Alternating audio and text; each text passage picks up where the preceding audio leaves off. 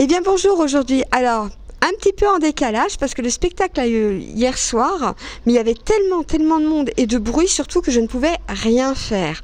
Donc aujourd'hui, regardez notre petite vedette d'hier avec Gérard. Et ben Gérard, c'est lui qui va s'y coller pour la première interview, on va dire. Normal, c'est lui qui nous les découvre, c'est lui qui nous les amène. Sans lui, ça n'existerait même pas ce festival. Bonjour Gérard, je te passe le micro et je te laisse faire l'interview. Alors c'est un plaisir sans fin de saluer Audrey Baldassare. C'est pas une petite artiste, c'est une grande artiste qui a déjà une carrière affirmée et qui monte cette carrière crescendo. Audrey, donc on est loin de votre premier spectacle qui date de quelques années. Vous étiez dans une petite salle à Paris qui était la Petite Loge, c'est là où vous avez débuté, à Paris, bien que vous êtes d'origine niçoise, on est d'accord, ou de la région PACA.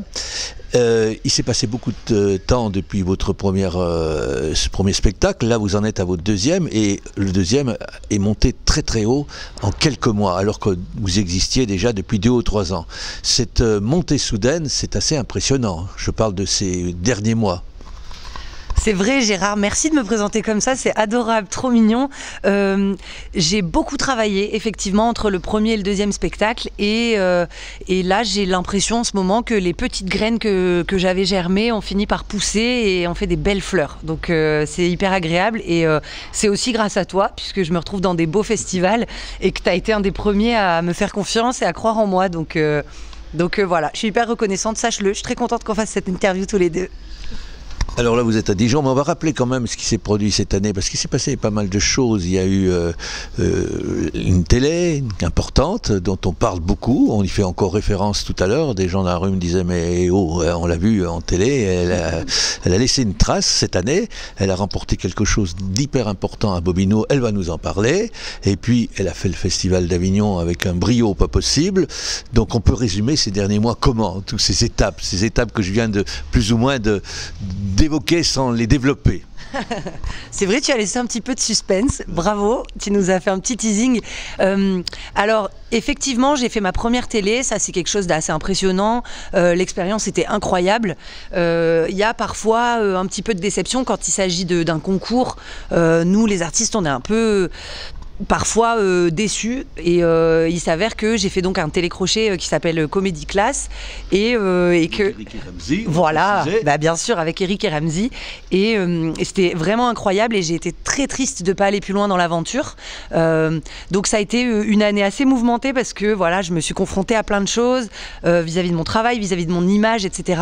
Et juste un mois après la sortie de Comedy Class sur Amazon Prime, je me retrouve sur la scène de Bobino avec finalement peu d'attentes parce que c'est encore un concours et que bon, j'ai fini par me déconstruire à ce niveau-là et par me dire bon, de toute manière, même si on ne gagne pas, c'est super de participer et finalement donc je participe au FUP, le Festival d'humour de Paris, qui est un des plus gros festivals en France avec plein de professionnels dans une salle incroyable et je décroche le prix du jury. Et je crois que je m'en suis toujours pas remise. Ça, c'est une des plus belles récompenses qu'on m'ait données dans ma vie, quoi. J'avais l'impression d'être un petit chien à qui on donne une croquette, tu sais, une friandise, quoi. J'étais vraiment trop contente. Et encore aujourd'hui, j'ai l'impression que ça m'a donné une légitimité dans le milieu. Et en plus de ça, ouais, j'ai fait un très bel Avignon. Donc là, je suis sur un petit nuage. Je suis très contente. Parfois, c'est difficile, et à d'autres moments, ça se passe bien. Et là, je profite de ce moment-là, quoi. Et hier, vous étiez à Dijon, au festival d'humour féminin, Rire et Vin au féminin. Vous étiez sur une grande scène, et on a vu que sur une grande scène, vous êtes aussi à l'aise que vous l'êtes actuellement sur la scène du Point Virgule. Comment vous avez ressenti cette soirée d'hier au soir où vous êtes monté mais haut, il y a le public qui était avec vous, vous étiez au summum et c'est vrai que pas loin, j'aime pas ce mot, mais pas loin d'être starisé par un public. Oh, c'est beau. Alors comment vous avez vécu ce moment dans cette salle qui était la salle des Feuillants à Dijon? C'était incroyable. J'avais eu une belle expérience l'année dernière au festival Rire et Vin au féminin et je sais que le public de Dijon est très généreux et j'avais presque peur d'être déçue parce que comme j'avais J'avais vraiment passé un bon moment l'année dernière. Je me suis dit, est-ce qu'on peut faire mieux cette année ou comment ça va se passer? Et je me retrouve dans cette salle magnifique avec une artiste géniale en plus en première partie. Et on a un public au rendez-vous. Ils sont hyper nombreux. Il y a une belle cohésion, comme toujours à Dijon. Et finalement, je pensais pas que c'était possible, mais c'était encore mieux que l'année dernière. Donc j'ai presque envie de revenir tous les ans, moi, au Festival de Dijon. L'an dernier, c'était des 30 minutes et là, c'était l'intégralité du spectacle. Et c'était gigantesque sur cette salle, une ouverture importante, une vraie grande salle, digne des plus grandes salles qu'on puisse connaître en France. Voilà. Donc vous étiez à Rire et Vin au féminin. Avant vous, il y avait notamment deux dames qui effectivement parlaient du vin. C'était un peu un chapitre qu'elles faisaient en quelque sorte, ce qu'elles appellent des harangues. C'est-à-dire des harangues, c'est ce qu'elles font avant les chapitres au Clos Vougeot. Et ces dames disaient sempiternellement dans leur intervention qui a duré 6 et 7 minutes, le vin est féminin. Elles le répétaient comme un leitmotiv. Est-ce que le vin est féminin, Audrey Baldassare? Est-ce que le vin est féminin, Audrey Baldassare? C'est un truc de bonhomme le vin normalement. Moi c'est ce qu'on m'a appris dans mon village. J'ai malheureusement pas entendu toute leur performance. C'était très beau, c'était un beau poème. Mais oui, il me semble qu'elles ont fait une très belle analogie entre la femme et le vin qui se bonifie avec le temps, qui peut changer de caractère, etc. Donc je trouve ça assez poétique et beau. Je sais pas où me positionner vis-à-vis de ça. Mais j'ai envie de dire le vin, ouais, c'est beau, ça vient du raisin. Bon, le raisin qui a plutôt une forme de petite boule, est-ce que finalement ce n'est pas un attribut masculin? Je ne sais pas, Gérard. Tu me poses une colle. Cette interview prend un autre tournant avec cette question, j'ai l'impression. Et vous n'avez pas de cru préféré, hein, Audrey? Oh, bah non. Ben non. Mais vous dites pas non à un bon verre de vin quand même. Ah, bah non, c'est clair. Voilà. Parce qu'avant d'arriver à l'interview, vous avez bu un Coca-Cola. Donc on continue. Donc vous dites pas non à un bon verre de vin de temps à autre pour conclure. Ah bah non. Surtout qu'à Dijon, on en boit du délicieux. L'année dernière, on a eu des beaux cadeaux parce qu'il y a des super partenaires sur ce festival. On a toujours des beaux bouquets de fleurs, des super bouteilles de vin. Et je pense que ça fait partie des belles choses qui font la cohésion du public de Dijon aussi, c'est que c'est hyper tradi, il y a le bon bourguignon, il y a le partage des vins tous ensemble, le coup qu'on boit au Darcy après, et non, là je vais pas raconter toute ma vie, mais il s'avère que j'ai un lumbago et que je prends des médicaments, donc je ne bois pas en ce moment. Je suis un peu triste, ça casse un peu l'ambiance parfois de demander du coca, mais bon, voilà, oui, j'adore le vin. Alors on peut dire que cette année pour vous, ça a été vraiment un cru exceptionnel. On est d'accord. Et on terminera sur cette note-là, cru exceptionnel. Pour Audrey Baldassare qui, au fil des mois, est devenue une très grande. Merci Gérard. Alors moi par contre, je veux bien que tu nous donnes quelques dates. Ouais. Et que tu nous dises comment on peut te retrouver sur les réseaux pour te suivre. Eh ben, venir te voir. Mais bien sûr, mais en plus du festival. En plus du festival, j'ai pas mal de dates. J'ai pas encore toute ma tournée qui s'est calée suite à Avignon, mais je vais partager ça sur les réseaux sociaux. Donc moi, on peut me suivre sur mon Instagram ou mon Facebook. C'est Audrey Baldassare. En ce moment, j'ai quelques dates à Paris au Point Virgule. Je fais aussi des tournées avec eux. La prochaine, c'est le 19 octobre à 19h. Et j'ai aussi une date le 8 novembre à 19h. Voilà. Et après, il y a d'autres dates que je partagerai en temps voulu sur les réseaux. De toute façon, je mettrai tes liens, il n'y a aucun souci. Ah, bah c'est trop gentil. Et bah merci à vous deux. Mais merci à toi. Et puis je vous laisse vaquer à vos occupations. Merci, bisous. Et bien voilà, nous sommes toujours ici au Darcy Comédie. Toujours Gérard en face de moi, mais qui a-t-il à côté de toi, Gérard? Je te passe le micro et puis tu nous fais la deuxième interview.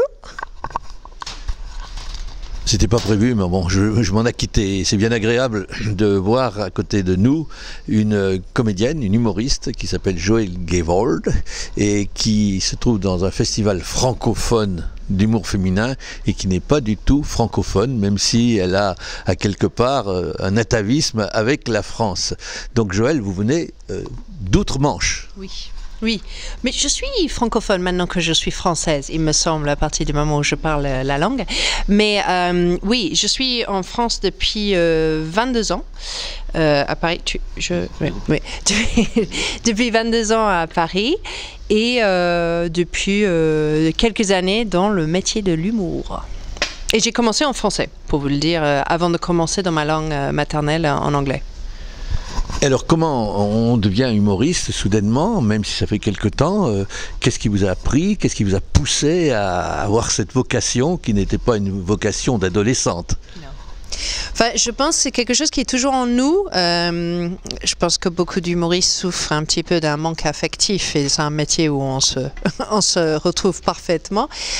J'ai toujours adoré la comédie, le stand-up. Je regardais ça avec beaucoup d'avidité. Mais je ne savais pas que c'était possible de devenir humoriste. Et du coup, en 2019, j'ai commencé à chercher des écoles de théâtre parce que je me suis dit que j'avais besoin de sortir ces monologues qui accumulaient dans ma tête. Et j'ai trouvé une école qui s'appelle l'école de One Man Show qui faisait de l'humour. Et je me suis dit, c'est ça qu'il faut que je fasse. Et l'école vous a servi à développer ce côté humoriste, voilà. Parce que quand vous êtes arrivé, est-ce que vous aviez des modèles? Quand vous êtes arrivé à cette école, est-ce que vous avez des modèles, des artistes connus que vous aimiez particulièrement, que ce soit des artistes hors France ou des Françaises? Vous aviez quelques modèles? Oui, bien sûr, bien sûr. Oui, bien sûr, moi, j'avais pas du tout un parcours de théâtre, donc il fallait apprendre un petit peu la présence sur scène. Mais les modèles que j'avais en France, déjà au début de mon parcours, Blanche Gardin, Florence Foresti, Gad Elmaleh, enfin les grands en France, Mustapha Alatrassi, mais beaucoup plus l'humour américain et anglais, c'est-à-dire Dave Chappelle, Jessica Kirson, et puis en Angleterre, beaucoup d'artistes comme Moe Gilligan, mais qu'on connaît peut-être beaucoup moins en France, voilà. Et en sortant de cette école, vous êtes construit votre propre répertoire. Oui. Et aujourd'hui, vous avez quand même 30-45 minutes, voilà. Vous avez quasiment votre spectacle entier, on est d'accord, hein? Vous avez votre spectacle entier. Et vous avez, on va y arriver, 2 spectacles, ce qui est quand même plutôt rare, parce que vous exprimez autant en langue anglaise qu'en langue française. Oui. Alors, une question qui est terrible. Quelle langue, s'il en fallait en choisir qu'une?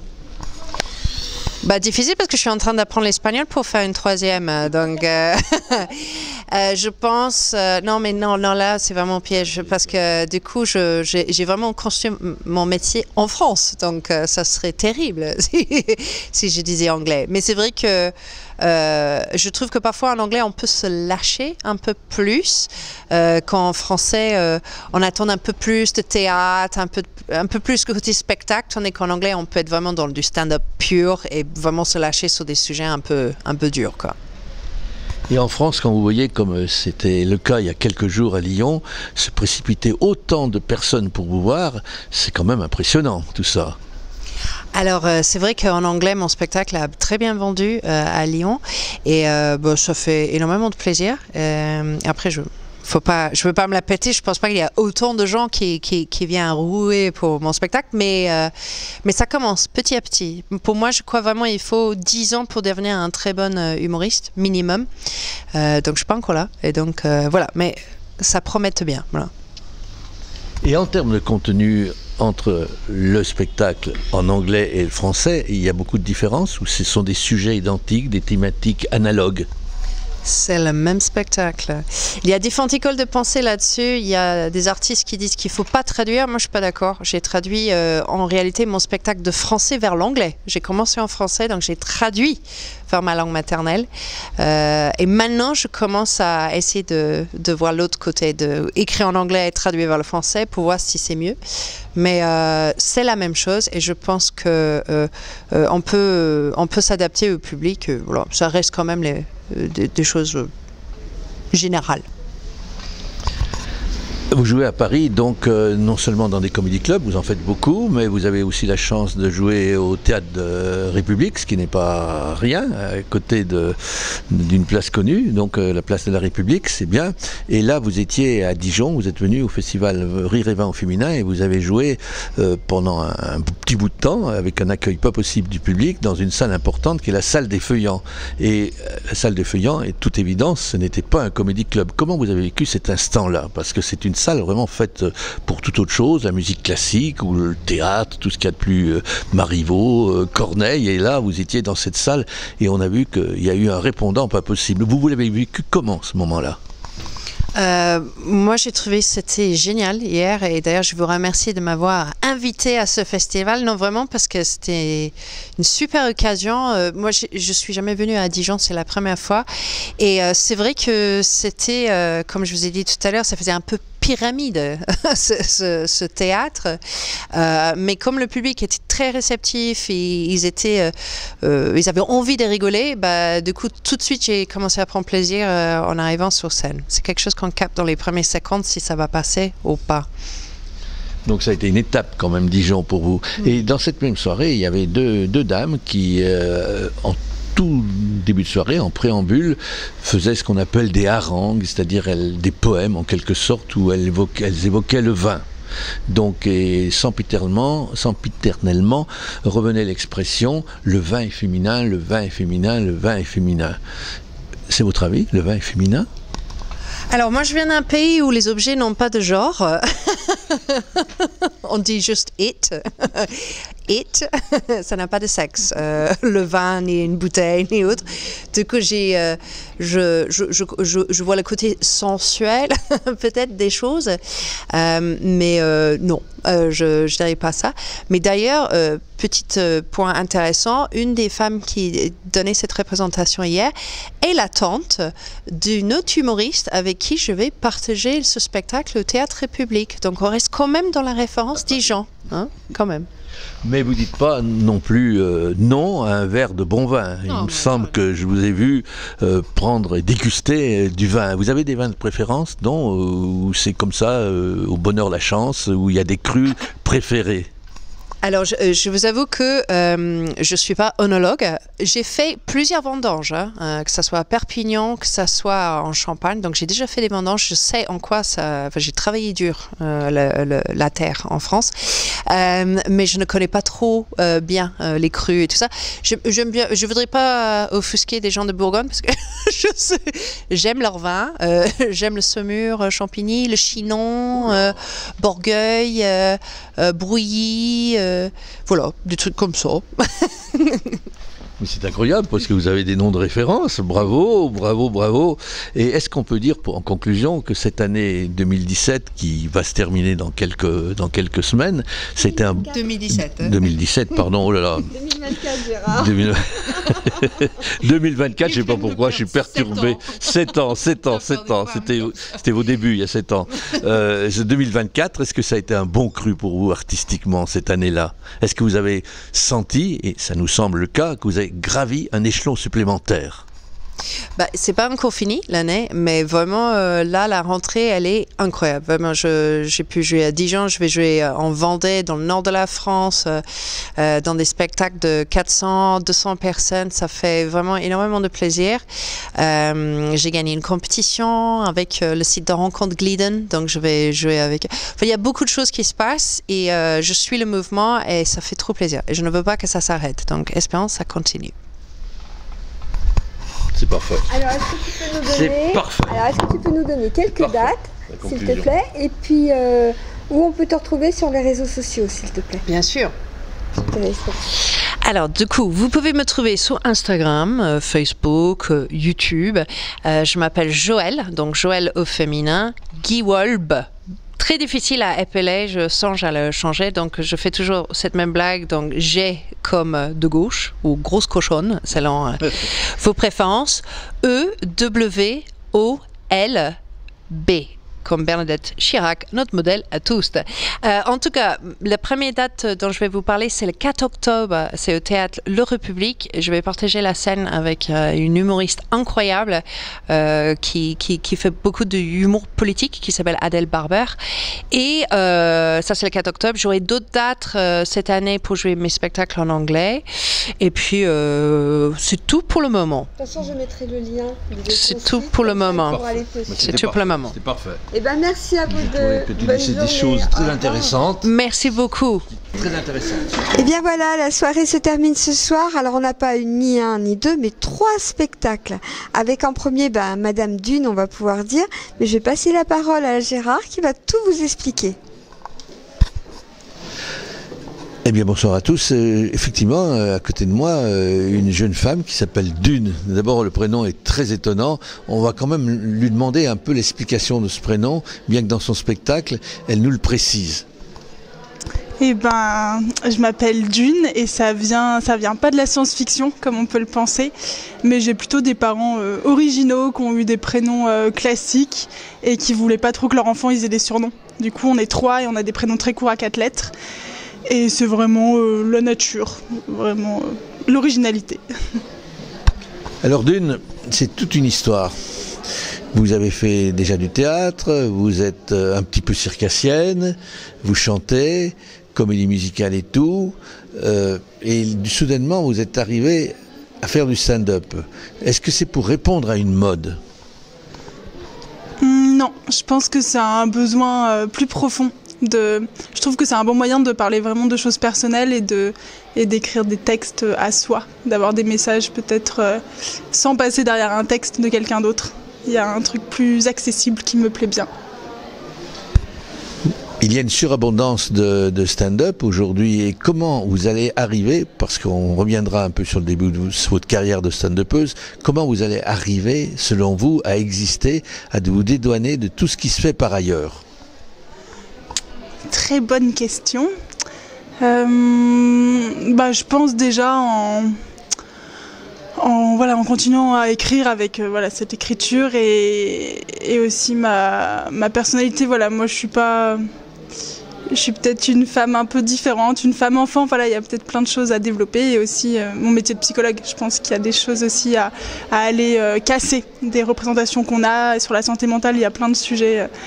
La psychogénéalogie aussi, il y a plein de sujets qui m'intéressent et je me dis que ça peut être un moyen de rendre accessible tout ça.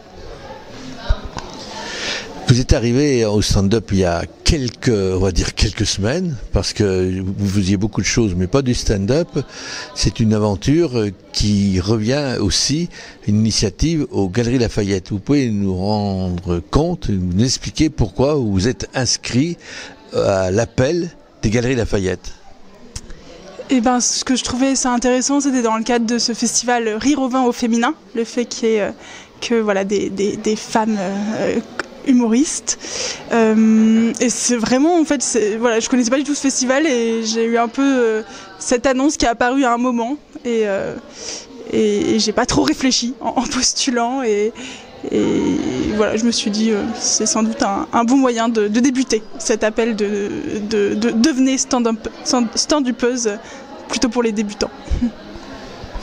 Vous êtes à Lyon présentement, mais vous avez des attaches fortes avec la capitale de la Bourgogne. Oui, j'ai de la famille. J'ai toute la famille du côté de mon père. Ma grand-mère aussi a grandi en Bourgogne. Ils avaient une maison. Et là, j'ai encore des cousins, des grands cousins éloignés qui y habitent. Et c'est vrai que c'est une ville que j'aime bien. Dijon et cette atmosphère, cette chaleur, ces attaches familiales. Alors, le présent est du stand-up pour vous, et c'est pas fini. On a bien le sentiment, mais vous n'êtes pas néophyte complètement, parce que tout à l'heure on disait vous faites du théâtre, vous savez chanter un petit peu, comédie musicale, et même vous avez écrit un livre. Vous pouvez nous en parler? Oui, j'ai écrit un livre qui parle ça s'appelle Un voyage confidentiel. Et ça se passe dans un train et c'est justement une psychologue qui croise un patient qu'elle a beaucoup de mal à connaître. Et dans ce cadre-là, il y a quelque chose qui va se créer différemment, de plus informel, et elle va avoir accès à d'autres choses de cette personne-là et elle pourra mieux l'aider. Mais de casser aussi cette barrière qu'on met beaucoup entre les médecins et qu'un médecin peut aussi avoir des problèmes de santé et de pouvoir parler de tout ça. C'est important. Un livre aussi, et puis c'est pas fini, un court-métrage. Oui, j'ai commencé à être psychologue dans la protection de l'enfance et j'avais eu besoin de parler d'une situation d'une petite fille avec une grosse emprise avec sa maman, et c'était dur d'accéder à ses souffrances à elle, parce que c'est emprise homme-femme, c'est différent, mais entre une mère et une fille c'est encore autre chose.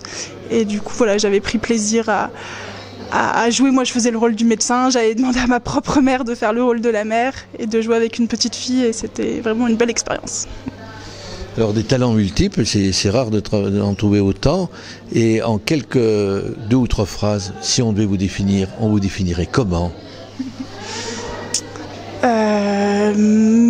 Déjà la couleur verte, c'est une couleur que, même si j'ai du jaune sur moi sur scène, mais un peu cette couleur de la nature, et que je pense qu'il y a ce côté, ouais, une hypersensibilité aussi chez moi, et le fait que, voilà, que pendant très longtemps j'ai beaucoup écouté les autres, et que là j'ai envie de raconter des choses et de parler de moi et d'assumer toutes mes parts, enfantine, plus femme, d'avoir tout ça en moi et d'en parler. C'est magnifique ce que vous dites. Après avoir écouté tant de personnes, vous voulez être entendu. Eh ben c'est parfait. Bravo Dune. Alors, comment on te retrouve, Dune, sur les réseaux sociaux? Et ben sur Facebook ou Instagram, c'est dune.gaillet. G-A-Y-E-T. C'est parfait. Et ben merci beaucoup. Disons, c'est vachement bien ce que tu dis là. Et ben merci à vous deux, et puis on se retrouve très vite pour de nouvelles aventures. Alors là, c'est le 2e spectacle de ce soir, mais pas n'importe lequel. Moi, je vous avoue qu'elle m'a embarquée. Sincèrement, elle bouge, elle chante. D'ailleurs, si elle sort le CD, moi je vais être la première fan à pouvoir le récupérer, parce que les 2 chansons, franchement, ça vaut le coup. Et moi, je pense que tu devrais aussi penser au CD en plus du stand-up. Moi, tout ce que je peux dire, c'est que ça a été une très belle révélation pour moi de voir ton spectacle, avec toujours gai, vivant, qui bouge dans tous les sens, et ça c'est génial, parce que tu prends la scène, tu nous embarques avec toi, on sent le vécu dans la voix, hein, comme je te disais hors caméra. Pour moi, vraiment, c'est du vécu aussi dans certaines situations. Donc chacun se retrouve dans une partie de toi, dans ton spectacle. Mais moi maintenant, j'ai parlé avec le cœur. Maintenant, c'est vraiment le maestro qui va parler avec l'interview. Gérard, je te repasse le micro. C'est Gérard le maestro, forcément. Alors Magali Jo, ben écoute, c'est déjà une petite carrière qui a existé et qui devient de plus en plus conséquente. Voilà, depuis on va dire depuis une petite année. Elle joue à Paris, elle continue à jouer à Paris. Il y a une belle parenthèse qui est une parenthèse avignonnaise qui a permis de faire encore progresser le spectacle. C'est un spectacle qui, on va dire, est naissant, puisqu'il a à peine une année, hein, c'est ça Magali? Non, en avril. Eh bien, elle va nous en parler justement de cette naissance, de cet accouchement de ce spectacle, et puis comment elle est arrivée à se faire aujourd'hui un spectacle hors Paris, parce que jusqu'à présent, elle a joué qu'à Avignon et qu'à Paris. Donc, si on doit d'abord parler, nous, s'il vous plaît, de la genèse du spectacle. Alors écoutez, la genèse, en fait, il se trouve qu'il y a 1 an et demi, j'ai écrit une première version de quelque chose parce que j'avais envie, j'ai eu une urgence de scène, je sais pas ce qui s'est passé, j'avais envie de raconter des choses aux gens et j'avais envie de leur apporter du positif. Et j'ai écrit une première version de quelque chose que j'ai joué très vite, pendant 3 mois. Et avec lequel j'ai fait Avignon aussi l'an passé. Et c'était pas la bonne forme, c'était pas le bon texte, c'était trop... Exactement. Et c'est Gérard qui m'a dit, écoute, c'est pas mal, il y a quelque chose, mais il faut jeter 80%. Voilà, donc quand il m'a dit ça, en plus on était au tout début d'Avignon, il me restait 2 semaines et demie de festival, donc je me suis dit la vache, je le déteste. Mais en fait, j'ai compris très vite pourquoi il m'avait dit ça, parce qu'en jouant tous les jours, je me suis aperçue effectivement que c'était pas tout à fait moi ce que je présentais. Et donc après, j'ai tout lâché et je me suis remise à écrire et j'ai écrit pendant 6 mois et du coup Gérard m'a accompagnée. Je lui ai envoyé de temps en temps des bouts de texte, il me disait « Ah bah ça c'est intéressant, viens on se voit, on discute ». Et je pensais que j'allais reprendre le format d'avant et en fait au bout d'un moment il m'a dit « Bah en fait c'est un nouveau spectacle, donc on va l'assumer ». Et seulement à la fin on est allé rechercher des petites choses dans l'ancien pour voir si on pouvait réutiliser des petits détails, mais voilà. En gros c'est venu comme ça, j'ai fait beaucoup d'introspection. Parce que comme le principal retour que Gérard m'avait fait c'était « Utilise ta personnalité ». Et du coup, je me suis dit, donc grand débat métaphysique, mais qui suis-je? Qu'est-ce que c'est? Ce que j'ai à apporter aux gens, enfin voilà. Donc j'ai fouillé et je pense que j'ai à peu près trouvé. Voilà. Il y a encore du travail, mais ça me fait trop plaisir. Mais j'adore que les gens se reconnaissent, surtout des gens de toutes les générations, parce que ça Enfin, je suis trop contente. C'est vraiment ce que je veux, donc si ça fonctionne, c'est chouette. C'est encore un spectacle en élaboration. Et si on devait le définir en 3 mots, qu'est-ce qu'on pourrait dire? En 3 phrases, pas en 3 mots, en 3 phrases. Donc, en tous les cas, ce qui est certain, c'est que c'est pas du stand-up. Ce qui est certain, c'est pas non plus du one-man show. Qu'est-ce au juste? C'est du... Ah, c'est gentil. Ben, je dirais que c'est du seul en scène. Hein. En fait, seul en scène, on peut faire rentrer tout ce qu'on veut dedans. Hein. Il est atypique. Qu'est-ce qu'elle avait dit, la dame à Avignon Inclassable. J'aime bien. Mais oui, c'est du seul en scène. C'est du seul en scène. Je pense qu'il n'y a pas besoin d'essayer de trop le définir, justement. Faut rester, parce que je me suis dit, j'ai une scène, c'est mon espace, je fais ce que je veux. Voilà. C'est du seul en scène, on navigue entre plusieurs registres émotionnels, il y a du corps, il y a du texte, il y a de la musique, il y a plein de choses. Je me suis vraiment pas mis de frontières. C'est pas une blague, moi j'ai le premier CD. Hein. Ah bah avec plaisir, j'y penserai. Mais ça, c'est grâce à Gérard aussi. J'aurais jamais pensé mettre de la musique ou des... Il m'a vraiment fait sortir de ma zone de confort, complètement. C'est Gérard dans toute sa splendeur. Ouais. Et puis dans ce spectacle, il y a ce qu'on voit de moins en moins. Il y a des numéros, oui bien sûr, et il y a du visuel. Le visuel, c'est important pour vous? Est-ce que vous avez des grands modèles dans le visuel? À commencer par Charlie Chaplin, certainement, mais il y a beaucoup de visuels. Vous y tenez au visuel? Parce qu'il y a un morceau d'anthologie dans ce spectacle qui est effectivement, quand elle l'incarne, effectivement, un chat. C'est assez incroyable cette histoire-là d'ailleurs. Je pense que oui, j'y tiens au visuel. Parce que j'aime bien que les gens gardent quelque chose. Et c'est vrai que dès que c'est visuel, incarné, avec des lumières, qu'il y a du corps, ça crée quelque chose. Et alors des modèles, je sais pas, figure-toi, je sais pas du tout. Il y a beaucoup de gens que j'aime, mais j'évite de me dire que c'est des modèles parce que j'ai vraiment envie de rester moi-même et d'essayer de pas trop me comparer. Mais évidemment, il y en a plein. Il y a Julie Ferrier, forcément.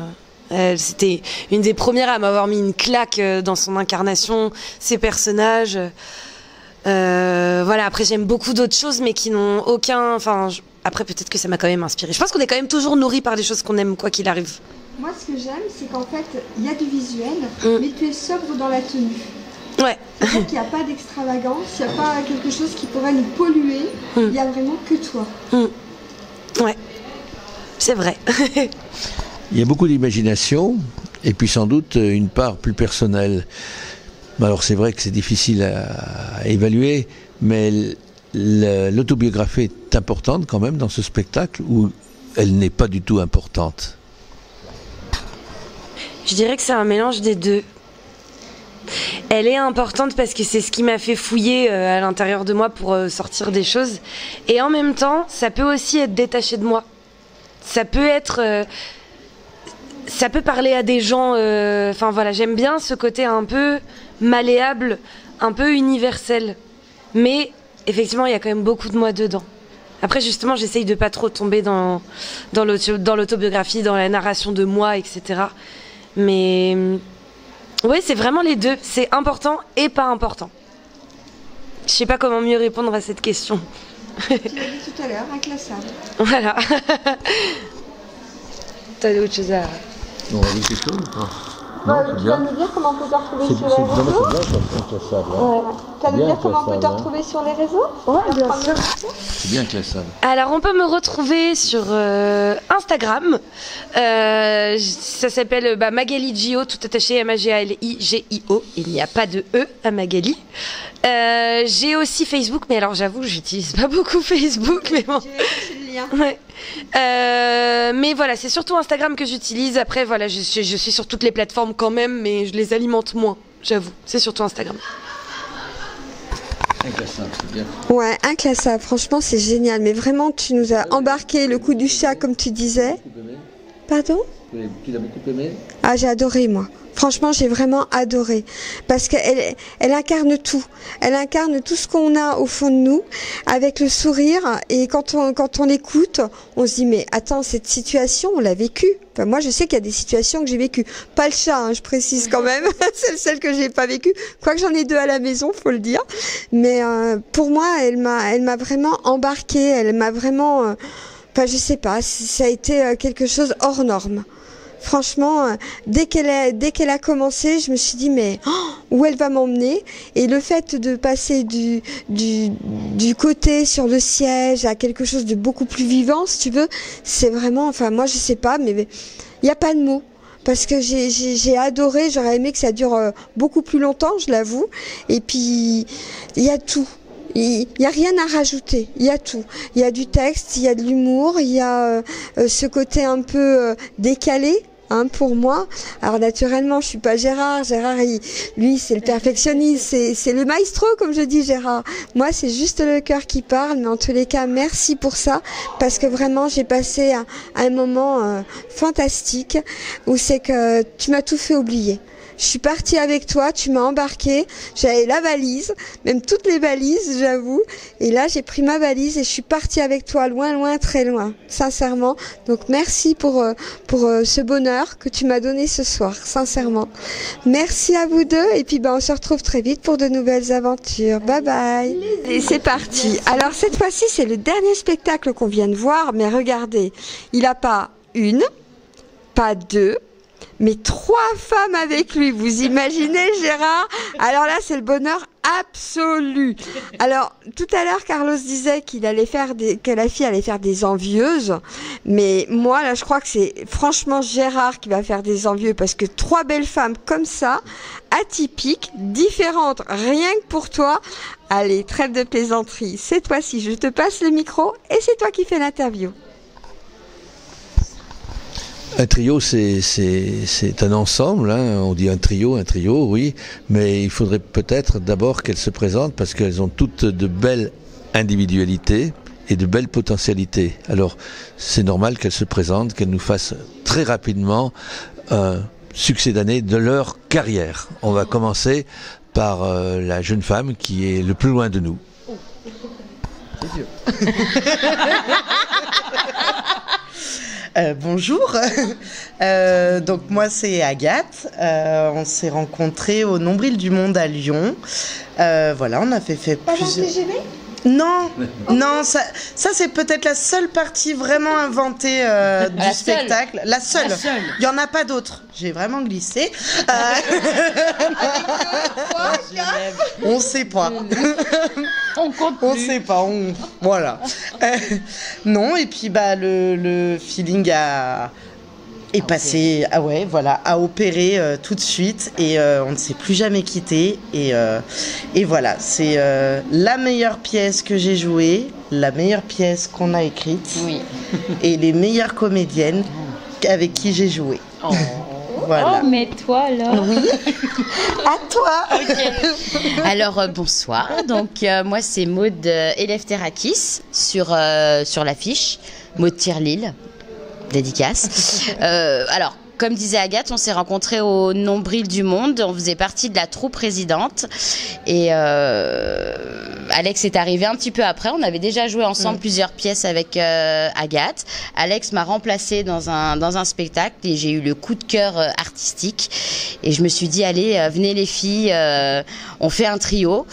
Et on a écrit ce spectacle. On y a mis notre cœur, nos âmes, tout. On est parti en tournée pendant 4-5 ans. On a continué un petit peu après avec Alexandra. Et ça nous manquait trop. On a fait une pause, notamment Agathe et moi. Alex n'a pas arrêté. Voilà. Nous, on a fait une petite pause de notre côté et ça nous manquait énormément. Donc, on s'est retrouvés sur scène parce qu'on se voyait toujours, évidemment. Et on s'est dit, allez, on fait juste 1 ou 2 dates comme ça pour nous. Et en fait, on s'est fait attraper par la scène et par le public. Et donc, on fait plus de dates. Et on aimerait écrire le 2e. Voilà, c'est en cours. On a une ébauche. Alors là, on a carrément le scoop. Ah bah là, c'est le scoop. Ah bah là, c'est... On a l'ébauche. Tiens, Madou. Bonsoir. Bonsoir. Bonsoir, Alexandra Volet. Elles ont tout dit en fait, donc du coup c'est compliqué de conclure. Oui, je crois que ce spectacle c'est surtout l'histoire d'une belle amitié. On est 3 comédiennes professionnelles. Je dis professionnelle, pas comédienne professionnelle, mais professionnelle parce qu'on travaille à côté. Je crois que c'est important quand on se présente de dire qu'on a une double activité, qu'on lâche rien, qu'on fait beaucoup d'efforts pour se retrouver ici ce soir. Alors moi je suis formatrice en développement personnel et en prise de parole en public. J'ai ma société dont je suis très fière qui s'appelle La Boîte Formation. N'hésitez pas. À Lyon.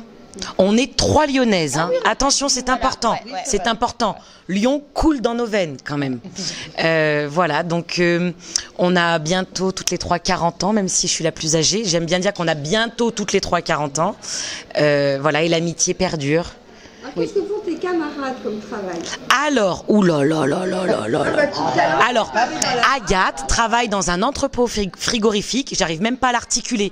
Un entrepôt frigorifique, ça pourrait être un bon exercice d'articulation d'ailleurs pour les cours de théâtre. Elle est au pôle administratif. Et là, donc aujourd'hui, elle est en congé, effectivement, vu qu'on joue.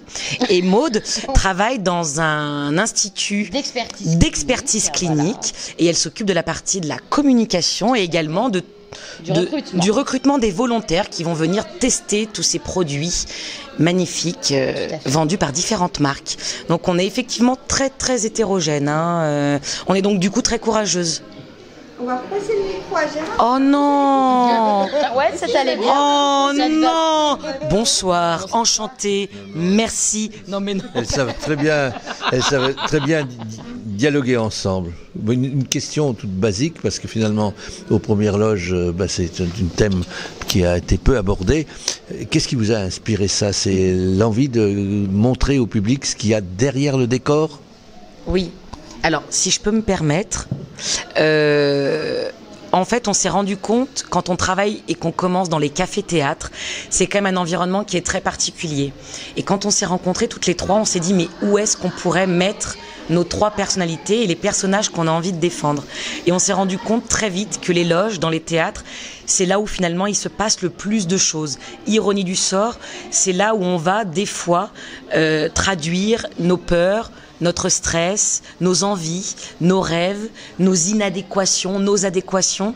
Et finalement, tout ce qu'est ce métier transpire à cet endroit-là, avec un lâcher-prise parfois total. Donc on s'est dit rien de mieux que d'essayer un peu, à notre niveau, sans prétention, de le dévoiler au public. Oui, c'est exact. Qu'est-ce que tu veux que je rajoute? Non, mais c'est exactement ça. Et surtout que la préparation en loge, ça reste vraiment, pour nous 3 en plus, un rituel. On en a besoin et finalement, c'est un écrin, c'est un cocon et on peut se lâcher et se livrer. Et donc du coup, on avait vraiment envie d'inviter les spectateurs à regarder par le trou de la serrure et voir ce qui se passe en loge. Parce qu'en fait, ce qui se passe en loge, c'est la vie en plus intense, j'ai l'impression. Voilà, c'est ça. Surtout quand on a la chance d'être des amis. Où là, du coup, il n'y a pas de filtre. Et ce qui peut se passer et ce qui peut se dire juste avant un spectacle, on peut pleurer de rire, ça peut être très intense. Et après, tac, noir, lumière, et on est un personnage et quelqu'un d'autre. Et vraiment, cette magie-là, c'est ce qu'on a voulu montrer. Voilà. Gérard. Alors au départ, c'est né de cours que vous suiviez dans une salle lyonnaise, au Nombril du Monde. Hein. Oui. Donc vous étiez 3, proximité, affinité, un trio, c'était plutôt rare. Est-ce que vous êtes parti du postulat suivant? D'abord un trio, comme il y en a existé juste avant vous, les Jeanne notamment. Il y a eu aussi les Top Modèles, où il y avait Florence Foresti. L'idée du trio vous était chère? Alors, en fait, je pense que le trio s'est formé vraiment parce que on a développé une amitié qui est vraiment hors norme. Enfin, c'est une amitié comme peu de personnes, je pense, ont et qu'on a la chance d'avoir. Et pour la petite histoire, donc on jouait avec Maud sur une pièce avec 3 autres comédiens. Alexandra l'a remplacée. Donc rien n'était fait pour que on s'apprécie énormément. Ouais. Et Maud est venue voir le spectacle et en une soirée, elle est venue nous proposer le soir même de monter un trio. Ouais, parce qu'elle a beaucoup aimé Alexandra, sans la connaître, le jeu. Non mais c'est vrai. Oui, et du coup, on n'a pas fait un trio pour faire un trio. On a fait un trio parce que vraiment, on se sentait bien toutes les 3 et le trio est venu à nous. Voilà, c'est ça. Exactement. Ouais. Après, je crois aussi, alors oui, pour le coup c'est très bien dit Agathe, je crois que le trio est venu à nous, il s'est imposé, et après je crois que c'est le format, alors là c'est plus individuel, mais que je préfère. C'est-à-dire que je trouve que dans le trio, il y a un déséquilibre naturel qui se crée. C'est 3, 2 plus 1, 1 plus 2. Et je trouve que dans l'écriture, pour le coup, pour l'avoir vécu, vu qu'on a écrit ensemble, c'est très riche. Il y a plus de ruptures, de situations qui peuvent vraiment naître de ce format-là, qui est, c'est un chiffre impair.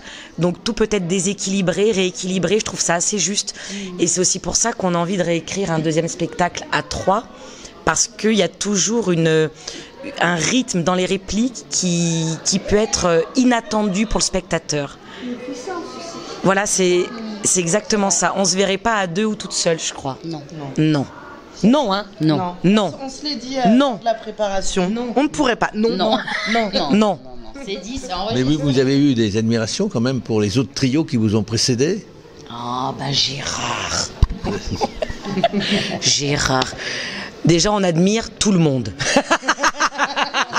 Non, mais soyons lucides. Non, mais effectivement, le rythme, la réplique qui est donnée, en fait, que ce soit les hommes ou les femmes, je trouve que le format du trio a été très à la mode pendant les années 90, 2000. Il s'est un peu perdu. Aujourd'hui, il y a plus beaucoup de trios féminins ou masculins. Ça se fait plus parce qu'en fait, pour remplir les salles, c'est aussi parfois compliqué parce qu'on est en partage de recettes dans les théâtres ou les cafés-théâtres, parce qu'en fait, il faut diviser par 3 et ça a épuisé, ce format a épuisé les comédiens, les comédiennes. Sauf qu'en réalité, je trouve que c'est une puissance de frappe inégalée, si je puis dire, parce qu'après, quand on est plus nombreux, ça devient des pièces, on est moins sur ce format de l'humour. Mais oui, bien sûr qu'on a été inspiré, évidemment. Et je crois que ça manque un peu, ce format-là. Donc on est très fiers de le défendre. Tout à fait. Oui, ça manque terriblement. Il y a eu des trios d'hommes qui ont été célèbres dans les années 2000. Notamment, c'était les Glandeurs Nature, qui aujourd'hui ne sont plus que 2. Et c'est vrai que c'est plus pareil d'être 2 qu'à 3. Ça perd tant soit peu d'intérêt, excuse-moi. Il a dit merde. Ah, non, tu enlèves. Non, ça va. Et puis il y a eu des grands trios, l'un des plus célèbres, c'est indiscutablement un trio de cirque qui a compté énormément dans le comique, c'est le trio des Fratellini. Oui. Et c'est difficile de ne pas en faire référence en parlant de trio. Donc ce qui est aussi très difficile, c'est de faire naître un nouveau spectacle après ceci qui a été et qui est, et on le voit encore, un classique. Alors, quel va être l'après et quels vont être les textes, quelles vont être les thématiques si c'est pas trop dévoilé et être indiscret. On va dans le scoop là. Là, Gérard, est-ce qu'il y a de l'argent en jeu? Gérard, est-ce que déjà potentiellement pour dévoiler tout ça, on va être payé? Ouais, c'est vrai. Vous nous disiez que vous y pensiez quand même. Oui, on a commencé. On a un fil conducteur. C'est dur. C'est dur parce qu'en fait, quand on a une ébauche, non, c'est pas évident. Ouais, quand on a une ébauche, si ça se trouve dans 6 mois, on aura complètement autre chose. Alors, en tout cas, ce qu'on peut dire, c'est que ça va être drôle, émouvant. Aussi, on a envie de rajouter un petit peu plus de nous, j'ai envie de dire. Après, c'est sûr que passer derrière aux premières loges où on a tout mis, c'est même difficile pour nous. On a déjà fait un week-end d'écriture et c'était... On n'a pas écrit grand-chose. On n'a pas écrit grand-chose parce que c'est pas évident, vraiment. Parce que je crois qu'aux premières loges, il nous libère et à la fois il nous étouffe. C'est-à-dire que c'est très particulier. C'est la sensation c'est un spectacle très exutoire sur des sujets qui nous ont impactés, qui sont encore impactants. Et d'un autre côté, on est presque encore un peu prisonnière, je crois, et pourtant ça a 10 ans de ce texte. Mais on peut peut-être dévoiler un scoop. Oui. On aimerait partir vraiment sur la satire du monde de l'entreprise, sans faire caméra café, sans essayer de faire ce qui a déjà été fait, mais à travers le thème de l'entreprise, révéler le thème surtout de l'être humain d'aujourd'hui, à travers ce prisme qui est pour le coup, lui, assez étouffant, parfois libérateur. Mais voilà, on aimerait vraiment essayer de... soit le fil rouge. De plonger dans le... Et puis que chaque personne se reconnaisse aussi. Ouais. Que les personnes qui viendront nous voir se disent « Ah, punaise, oui, moi j'ai vécu ça. » Oui, moi c'était ça hier. Ouais, non mais c'est ça. Ah, c'est ça. Voilà, c'est pour que les gens puissent se reconnaître. Oui, parce que c'est vrai qu'aux premières loges, on peut se reconnaître dans les mamies, dans plein de sujets qui sont dans évoqués, la vie de femme, dans la vie de femme. Mais c'est vrai que c'est un spectacle où on regarde à travers le trou de la serrure, donc c'est plus intimiste. Là, on voudrait vraiment écrire un deuxième spectacle où le public, on pourrait imaginer même des bords de scène, où le public va vraiment pouvoir aussi venir presque à un côté cathartique, se dire « Oh !» Ah oui, c'est ça, c'est bien dit, c'est bien fait, et qu'on puisse passer aussi quelques messages qui nous importent, parce qu'on travaille, on a tout un métier à côté. Et je crois qu'on a envie d'aider les gens aussi à se libérer, à faire des choix, à prendre des décisions professionnelles, parce qu'on sait à quel point ça peut être clivant. Voilà. C'est le scoop. Hein. Non, ah bah là, c'est le bien, merci. On a compris que c'est pas facile d'avoir en héritage un classique, ce que vous avez. Depuis 10 ans, c'est quand même rarissime ça d'avoir un classique à soi, et qu'on peut imaginer que la thématique plus ou moins évoquée va être également porteuse d'un bel héritage dans 10 ans. Ah, alors, très beau comme on trouve sur les réseaux sociaux, les filles. Alors on a une oh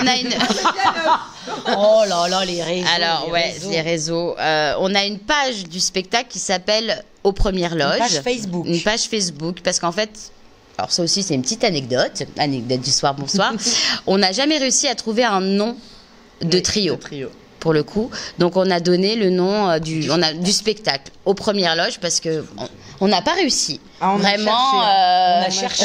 Ah bah évidemment. On a cherché. C'est vrai, vous avez cherché ? Ah oui, on a cherché, mais le titre nous est venu assez rapidement. Oui, bien sûr, mais le nom du trio, en fait, ça fait 10 ans qu'on ça fait 10 ans qu'on cherche. On s'est dit, est-ce qu'on pourrait s'appeler le trio? Ouais.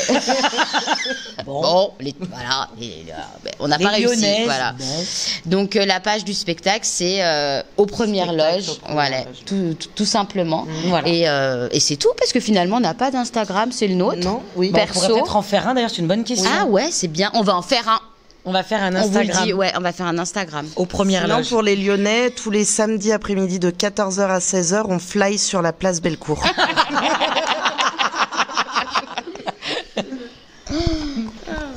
C'est pas facile d'avoir un héritage. Bah alors, moi, en tous les cas, j'ai le quatuor de choc ce soir entre le trio et Gérard. Gérard, je te remercie infiniment d'avoir bien voulu faire toutes les interviews ce soir qui n'étaient pas prévues. Non, pas du tout en plus. Il s'est retrouvé, le pauvre Gérard. Il était enchanté. J'ai dit, Gérard, j'ai besoin de toi. Viens à la rescousse. Et Gérard, avec son amitié, parce que ça fait quand même quelques années qu'on se connaît maintenant, Gérard, il m'a dit oui, t'inquiète pas, je serai présent, et le voilà, il est là. Malgré qu'il est malade, je tiens quand même à le dire, parce qu'il est pas bien, il a pris un petit coup de froid, notre Gérard, mais il est quand même là pour les interviews, pour m'aider dans tout ça. Merci encore à toi, Gérard. Les filles, autant vous dire qu'on va se retrouver très prochainement, bien évidemment.